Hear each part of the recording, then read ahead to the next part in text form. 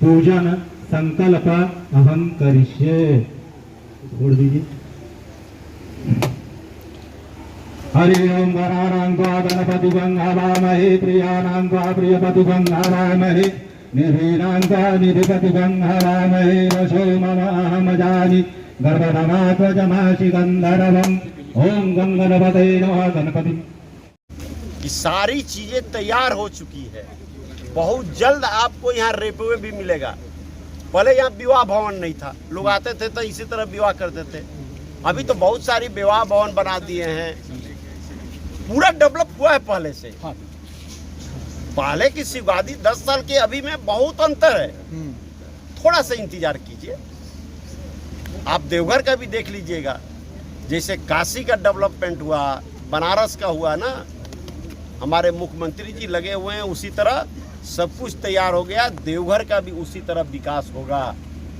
देवघर भी बनारस और काशी के तर्ज पर बनेगा और शिवगादी को भी बनाएंगे। आप सभी लोगों को विदित है, और जैसा कि हमारे माननीय विधायक जी बता रहे थे कि हम सभी लोगों का एक उद्देश्य यही है कि शिवगादी धाम को भी उसी तरीके से न केवल राज्य स्तर पर पहचान दिलाना, बल्कि राष्ट्रीय स्तर पर एक ऐसी पहचान दिलाना जैसी बाबा बैद्यनाथ की।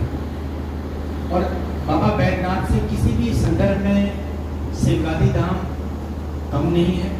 भगवान शिव जी की यहाँ पर परम कृपा रही है, और जिस तरीके से एक प्राकृतिक सौंदर्य की भी जगह है, वो भी अपने आप में शिवगादी को अद्वितीय बनाती है। तो सबसे पहले हम लोग यहाँ के इंफ्रास्ट्रक्चर की बात करते हैं।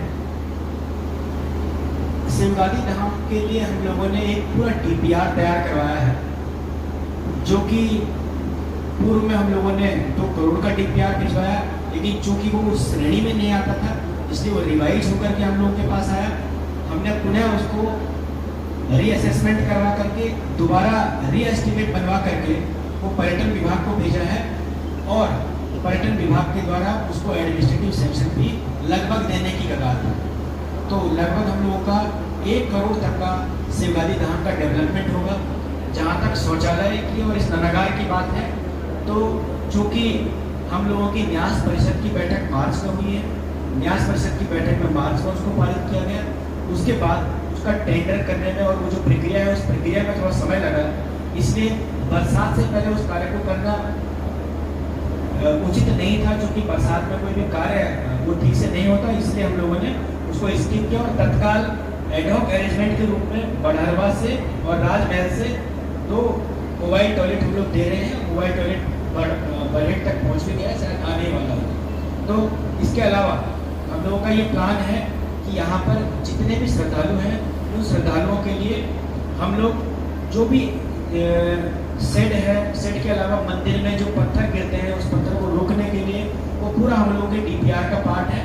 और अगले वित्तीय वर्ष में जब हम लोग बाबा भोलेनाथ को देखने के लिए यहाँ पर और उनका पुनः सावन का शुभारंभ करने के लिए आएंगे, तो मुझे पूरी उम्मीद है कि तब तक जो हम लोगों ने प्लान किया है, जितना भी डेवलपमेंट का हम लोगों ने सोचा है, वो सारा आपको कंप्लीट दिखेगा। बाकी चूँकि आप सभी लोगों को, श्रद्धालुओं को बहुत देर हो रही है, काफ़ी समय से सभी लोग वेट कर रहे हैं, तो मुझे लगता है कि आप उद्घाटन हम लोग कर देना चाहिए। Thank you.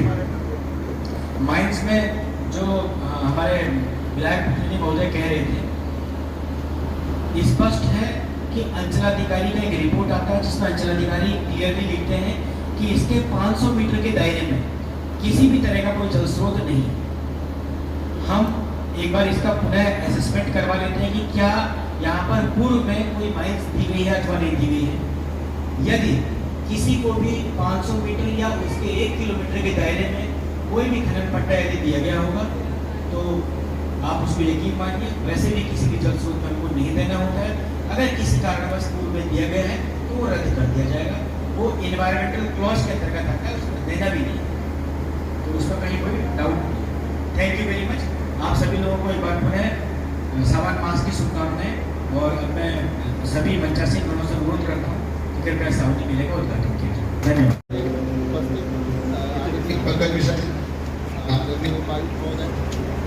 अन्य सभी समाज के पहले